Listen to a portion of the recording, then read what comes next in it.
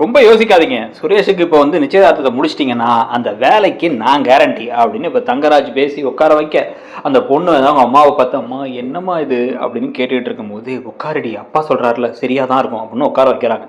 இந்த ப்ரொடிக்ஷனில் இப்போ தான் கரெக்டாக வந்து பார்த்தீங்கன்னா 2 பேரும் உட்காந்ததுக்கப்புறமா சரி ஓகேப்பா அந்த ஓலையை வாசி தட்டை மாற்றிக்கலாம்ப்பா அப்படிங்கும் போதே வந்து சாரி லேட் ஆகிடுச்சா அப்படின்னு உள்ளார யாரும் நுழையிறாங்க. உள்ளார யாரா நுழையிறான்னு பார்த்தா இந்த பக்கம் அந்த அழகுமதி உள்ள நுழையிறாங்க. நுழைஞ்ச உடனே எல்லாரும் ஷாக் அப்படி திரும்பி பார்த்தீங்கன்னா மதி வாமா என்னம்மா அவ்வளோ லேட்டு அப்படின்ட்டு, என் பொண்ணோட ரொம்ப க்ளோஸ் ஃப்ரெண்டு அவள் எல்லா விஷயத்துக்கும் இங்கே தான் வீட்டிலே தான் சுற்றிக்கிட்டு இருப்பா அப்படின்னு சொல்லும் பொழுதே இந்த பக்கம் தங்கராஜ் முகம் அப்படியே மாறுது. இந்த பக்கம் சுரேஷ் அப்படியே ஷாக் ஆகி பார்க்குறாரு. இந்த பொண்ணு வேற வருது.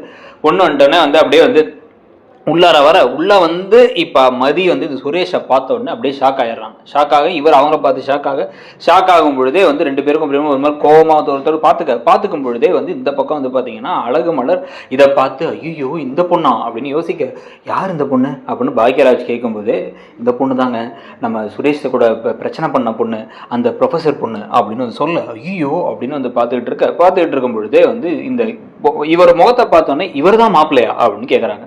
ஒன்று ஆமாம் இவர் தான் மாப்பிள்ள, வேற யார் மாப்பிள்ள, உட்காருமா ஃப்ரெண்டுனா வந்து ஓரமா வந்துடுமா அப்படிங்கிற மாதிரி தங்கராஜ் பேசும்பொழுதே வந்து மதி இந்த பக்கம் வாமா பொண்ணு சைடுக்கோ அப்படின்னு வரும்பொழுது அவங்க ஒரு மாதிரி யோசிச்சிட்டே வந்த உடனே என்ன பண்ணுறாங்க அப்படின்னா வந்து சரி முதல்ல ஓலையை வாசிட்டு தட்டை மாற்றின்னு என்ன பண்ணுங்க, பொண்ணு மாப்பிள்ளை வீட்டிலேருந்து கொடுத்த சேலையை வந்து கட்டிட்டு வாமா, அதுதான் வந்து நம்ம முறைப்படி வந்து கட்டிட்டு வரணும். நீங்கள் என்ன பண்ணுங்க அப்படியே போயிட்டு பையன் வீட்டில் பொண்ணு வீட்டில் கொடுத்த ட்ரெஸ்ஸை போட்டுவாங்க அப்படின்னு தட்டை மாற்றி கொடுத்த உடனே இப்போ உள்ளார போகிறாங்க. அந்த பொண்ணு உள்ளார போகும்பொழுதே இந்த பக்கம் சுரேஷ் தங்கராஜ் கிட்டக்க, மாமா இவன் எதுக்கு மாமா இங்கே வந்திருக்கா, இவன் வந்து பொண்ணுக்கு க்ளோஸ் ஃப்ரெண்டுன்னு வேற சொல்கிறாங்க, இவன் ஏதாச்சும் பேசி மனசை மாற்றிட்டானா அப்படின்னு வந்து சொல்ல, பொண்ணு மனசை மாற்றினா என்னப்பா, அவங்க அப்பா நம்ம பக்கம் தான் தெளிவாக இவ்வளோ விஷயம் சஸ்பெண்டே ஆகி பிரச்சனையெல்லாம் ஆனதுக்கு அப்புறமா அவர் என்ன சொல்கிறாரு, எனக்கு உங்கள் மேலே நம்பிக்கை இருக்குன்னு தானே சொல்கிறாரு, எல்லாத்தையும் நான் பார்த்துக்கிறேன் நீ கவலைப்படாமல் இரு அப்படின்னு வந்து அவர் சொல்லும் பொழுதே பாக்யராஜ் இந்த பக்கம் சுரேஷுக்கு வந்து புது ட்ரெஸ் எல்லாம் எடுத்து கொடுத்துட்டு ஏண்டா டே எதுக்குறா போய் இந்த சண்டையெல்லாம் போட்டு பிரச்சனை பண்ணி சஸ்பெண்ட் ஆன விஷயத்த கூட நான் உள்ளார வந்து கேட்டேனேடா எதுவும் பிரச்சனையான்ட்டு ஏன்டா சொல்லலை அப்படின்னா, அண்ணா நீ தேவையெல்லாம் பயப்படுவான் தானா சொல்லாம விட்டேன், விடுனா மாமா பார்த்துப்பாரு அப்படின்னு பார்த்துட்டு இதுக்குடா அந்த அடிதடியெல்லாம், அவங்க யாரோ தாங்க லவ் பண்ணா உனக்கு என்னடா அப்படின்னா, மாமா சொன்னார்னா மாமா சொன்னதை மீற முடியுமா அப்படின்னு அவர் திருப்பி பேசுகிறார். இது கடையில் அங்கே உள்ளார போனோன்னா வந்து இதுதான் மாப்பிள்ளையா, உனக்கு மாப்பிள்ளைய பிடிச்சிருக்கா, நியூஸ்லாம் பார்க்குறியா அப்படின்னு வந்து இந்த பக்கம் வந்து மதி கேட்கும் பொழுதே நான் என்ன மதி பண்ணுறது அப்படின்னு அந்த பொண்ணு அழ ஆரம்பிக்கிறாங்க. நான் வந்து வேணான்னு சொன்னாலும் கேட்க மாட்டுறாங்க, அந்த மாப்பிள்ளை ஒன்றும் சரியில்லை, எனக்கு மாப்பிள்ளை முதல்ல வந்து போலீஸ் மாப்பிள்ளை நல்ல வேலையில் இருக்காரு, அப்போ பார்க்கறதுக்கும் ஸ்மார்ட்டாக இருக்காருன்னு பிடிச்சிருந்துச்சு, ஆனால் இப்போ சஸ்பெண்ட் ஆகிட்டாருங்கிறாங்க, அடிச்சது டிவி நியூஸ்லாம் வருது, கல்யாணத்துக்கு முன்னாடி இப்படின்னா கல்யாணத்துக்கு அப்புறம் அவர் எப்படி நடந்துப்பாரு, எல்லாமே எனக்கு ஒரே குழப்பமாக இருக்கு அப்படின்னு வந்து சொல்லும் பொழுதே வந்து இப்போ அந்த பொண்ணோட அம்மா உள்ள வராங்க. மதி இவள்கிட்ட சொல்லுமா ரொம்ப பயப்படுறாங்க, பயந்துட்டே இருக்கா இவ, அதனால வந்து தேவையில்லாம வந்து பயப்பட வேணாம், எல்லாம் நல்லபடியாக வந்து நடக்கும்னு சொல்லு, மாப்பிள்ளை பாரு நல்ல மாப்பிள்ளை நல்ல வேலையில் இருக்காரு, ஏதோ சின்னதாக வந்து போலீஸ்காரங்கன்னா நம்ம அடிதடி பிரச்சனைகள் சஸ்பென்ஷன் டிரான்ஸ்ஃபர் இதெல்லாம் இருக்க தான் செய்யும், அந்தந்த வேலைக்கு ஏற்ற மாதிரி தான் அவங்க நடந்துப்பாங்க அப்படின்னு சொல்லும் பொழுதே வந்து இப்போ உள்ளார பொண்ணோட அப்பாவும் வர்றாரு. அப்பா வந்து கதவை தட்டிட்டு உள்ளே வரலாமா அப்படின்னு கேட்டு உள்ளார வந்துட்டு, சீக்கிரமாமா அவங்களுக்கு ரெடியாகி சீக்கிரம் வந்துருவாங்க, நல்ல நேரம் முடிகிறதுக்குள்ளார வந்து திருப்பி வந்து நிச்சயதார்த்தத்தை வந்து மடலெல்லாம் படிக்க வேண்டியது இருக்குது அப்படின்னு வந்து பேசின உடனே வந்து இப்போ அங்கிள் ஒரு நிமிஷம் அப்படிங்கிறாங்க. மதி ஏதோ பேச ஆரம்பிக்க மாற்றி பேசுகிறாங்க, ஒவ்வொருத்தங்க முகமாக மாறுது, ஷாக் ஆகுறாங்க, எல்லாம் நடக்குது. எல்லாம் நடந்து முடிஞ்சதுக்கப்புறமா வந்து இப்போ டக்குன்னு வந்து பார்த்தா அவங்க வெளில வந்து இப்போ உட்காந்துடுறாங்க. ஆனால் இந்த குடும்பத்தில் வந்து யாருமே ரூமை விட்டு வெளில வரவே இல்லை. என்னடா ஆச்சுன்னு எல்லாரும் மாற்றி யோசிச்சுட்டு இருக்கும்போதே வந்து சுரேஷ் தங்கராஜை பார்த்து, மாமா எதுவும் பிரச்சனை இருக்காதுல்ல, இவ வேற உள்ளே போயிருக்கா அப்படின்னா, இவ போனால் என்னடா நீ ஏன்டா கவலைப்படுற, நான் இருக்கேன் உனக்கு, நீ அதை பற்றி கவலைப்படாத அப்படிங்கும் பொழுது, ஏன்டா சஸ்பென்ஷனை பற்றி எங்கள்கிட்டயா சொல்லியிருக்கலாம்ல அப்படின்ட்டு ராகவன்லேருந்து எல்லாரும் அவங்க அம்மா வரைக்கும் எல்லாரும் மாற்றி கேட்குறாங்க. கேட்கும் பொழுது அதுக்கெல்லாம் என்ன பண்ணுறதுமா விடுங்க, அதான் வந்து எப்படியோ வந்து அதை மாமாவும் சமாளிச்சிட்டார்ல, இதை வந்து உங்கள் வீட்டு ராசி சரியில்லைன்னு நாங்கள் சொல்லணும், ஆனால் நாங்கள் சொல்லலை அப்படின்னு சொல்லி சமாளிச்சிட்டார்ல அப்படின்னு நம்ம பெரிய மனசு பண்ண மாதிரி இருக்குமா, விடுமா அப்படின்னு வந்து பேசிக்கிட்டு இருக்காங்க.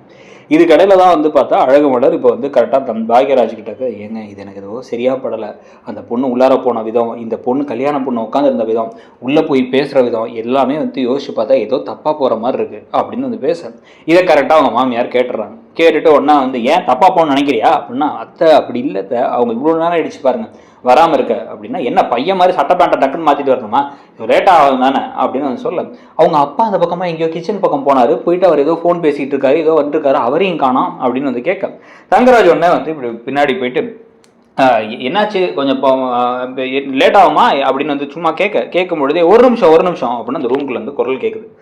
ரூம்குள்ள வந்து குரல் கேட்டாங்கன்னா இந்த என்னடா சார் ஒன்றும் இல்லடா நீ எதுவும் யோசிக்காரா சுரேஷ், எதுவும் பிரச்சனை இருக்காது அப்படின்னு வந்து சொல்லிட்டு இருக்கும்பொழுதே முதல்ல அப்படியே தலையை தொங்க போட்டு பொண்ணோட அப்பா வர்றாரு.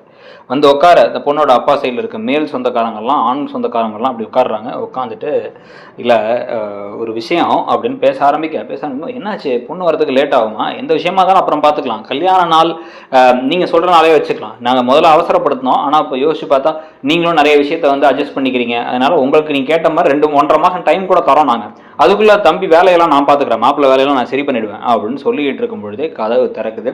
உள்ளார ரூம்ல இருந்து வெளில வராங்க. முதல்ல வந்து அப்படியே மதி அப்படியே முறைச்சிட்டே வெளில வராங்க. அவங்கள இவரும் சுரேஷும் முறைக்கிறாரு, தங்கராஜும் முறைக்கிறாங்க. 2 பேரையும் பார்த்துட்டு அவங்க அப்படியே திரும்பி இந்த பக்கம் அழகு மலரை பார்த்தோன்னா ஒரு மாதிரி ஷாக் ஆகிட்டு இவங்கன்னு பார்க்க இவங்களும் வந்து இப்படி தலையாட்டும் பொழுதே உள்ள இருந்து அடுத்து பொண்ணோட அம்மா வராங்க. பொண்ணோட அம்மா வந்ததுக்கப்புறம் அடுத்து பொண்ணு பார்த்தீங்கன்னா சுடிதார் போட்டு வெளில வராங்க. சுடிதார் போட்டு இருந்து என்ன பொண்ணு நாங்கள் வாங்கி கொடுத்த சேரையை கட்டலையா அப்படின்னு வந்து கேட்கும் பொழுதே இல்லை அதை பற்றி தான் அப்படின்னா என்னாச்சு அப்படின்னு கேட்கும் பொழுதே வந்து இப்படி இந்த பக்கம் மதி அந்த டப்பாவை நீட்டுறாங்க. நீங்கள் வாங்கி கொடுத்த சேலை அதை திருப்பி கொடுத்துட்றோம், இந்த நிச்சயதார்த்தம் நடக்காது அப்படிங்கிறாங்க. அதை சொல்கிறதுக்கு நீ யார் அப்படின்னு சுரேஷ் கேட்கும்பொழுது தங்கராஜ் என்னது மரியாதை இல்லாமல் ஏதோ ஒரு பொண்ணை வச்சு பேச வச்சுட்டு இருக்கீங்க அப்படிங்கும் பொழுது மதி எங்களுக்கு வந்து ஃப்ரெண்டு மட்டும் கிடையாது, அவள் வந்து எங்கள் வீட்டுக்கு ஒரு பொண்ணு மாதிரி, அவளுக்கு வந்து எல்லா விஷயமும் தெரியும், அதே மாதிரி அவள் எல்லாத்தையும் சொன்னதுக்கப்புறம் தான் எங்களுக்கு தெளிவாக சில விஷயங்கள்லாம் புரியுது, எங்களுக்கு இந்த சம்மந்தம் செட் ஆகாது, எங்களுக்கு இந்த நிச்சயதார்த்தம் வேணாம் அப்படின்னு அவங்க அப்பா சொல்ல என்ன நினச்சிட்டு இருக்கீங்க, நான் யாரும் தெரியும்ல, நீங்கள் யாருன்னு எனக்கு தெரியும், உங்கள் பவர் என்னன்னு தெரியும், எல்லாமே தெரியும், ஆனால் அதெல்லாம் வேற, ஆனால் என் பொண்ணு வாழ்க்கை வேறு, என் பொண்ணு வாழ்க்கையில் நான் வந்து தேவையில்லாமல் விளையாட முடியாது, இந்த மாப்பிள்ளை எப்படிப்பட்டவர், அவர் எப்படிப்பட்ட என்னென்ன விஷயங்கள் பண்ணியிருக்காரு, எங்கெங்கே எப்படிலாம் பேசுவாருங்கிற வரைக்கும் எல்லாத்தையும் நான் கேள்விப்பட்டோம், எல்லாத்தையும் தெரிஞ்சுட்டோம், நாங்கள் இப்போ தெரிஞ்சுக்கிட்டோம் அப்படிங்கும் போது என்ன நினச்சிட்டு இருக்கோம் மனத்தில் அப்படின்னு இந்த பக்கம் வந்து மதிக்கிட்ட வரும்போதே வந்து திருப்பி ஏதாச்சும் இன்னொரு வீடியோ எடுத்து இன்னொரு வீடியோ ரிலீஸ் பண்ணுமா அப்படின்னு இவங்க கேட்குறாங்க. கேட்டோன்னா அப்போ நீ தான் எல்லாத்தையும் செஞ்சியா அப்படின்னு அவங்களும் கேட்க அதெல்லாம் நான் பண்ணேன்னு நான் சொல்லலை, ஆனால் என் ஃப்ரெண்டோட வாழ்க்கை எனக்கு ரொம்ப முக்கியம், நீங்கள் எப்படிப்பட்ட கேரக்டர் எப்படிப்பட்ட ஆளு, உங்களை கல்யாணம் பண்ணால் என்ன ஆகும் அப்படிங்கிறத நான் அவளுக்கு சொன்னதுக்கப்புறமா அவள் அதை புரிஞ்சுக்கிட்டா, அவங்க குடும்பமும் அதை புரிஞ்சுக்கிச்சு. நீங்களா டீசெண்டாக வெளில போயிடுங்க, சஸ்பென்ஷன் வாங்கியிருக்கீங்க, இதுக்கு மேலே ஏதாவது பிரச்சனை ஆச்சு அப்படின்னா மொத்தமாக வேலை போயிடும் தெரியும் தானே உங்களுக்கு அப்படிங்கும்போது அப்படிங்கிறாரு சுரேஷ். இந்த பக்கம் தங்கராஜும் பேசும்பொழுது பாக்கியா டே வேணாடா விடுறா, அவங்க வீட்டில் நம்ம கட்டாயப்படுத்தி ஒன்றும் கல்யாணம் பண்ண வைக்க முடியாது அப்படின்னு பேச ஆரம்பிக்கும் பொழுதே ராகவன் முறைச்சிட்டு அப்படி வெளில போயிடுறாரு. போனே தங்கராஜ் நான் பார்த்துக்கிறவங்கள அப்படின்ட்டு அவரும் வெளில போக அப்படியே சுரேஷ் வந்து இந்த பக்கம் வந்து அப்படியே மதியை முறைச்சிட்டே போகிற விஷயங்கள் நடக்கும். அப்படின்னா நடந்தால் எப்படி இருக்கும் அப்படின்னு நினைக்கிறீங்க, இந்த ப்ரெடிக்ஷனை பற்றி உங்களுடைய கருத்து என்னங்கிறத சொல்லிட்டு மற்ற சீரியல் ப்ரெடிக்ஷன்ஸும் நம்ம சேனலில் இருக்கிறத பார்த்துட்டு நம்ம சேனலில் ஒரு வேலை நீங்கள் என்ன சப்ஸ்கிரைப் பண்ணலாம் சப்ஸ்கிரைப் பண்ணிக்கோங்க. அழகு பார்க்க ஆரம்பிச்சிங்களா, எப்படி போகுது சீரியல், இந்த சீரியலில் மலரும் மதியும் 2 பேரும் வந்து ஒரே வீட்டில் இருக்கும்போது என்னென்ன விஷயங்கள் நடக்குங்கிறத பற்றி உங்களுக்கு ஆர்வம் இருக்காங்கிறத கமெண்ட் செக்ஷனில் சொல்லுங்கள். தேங்க்யூ.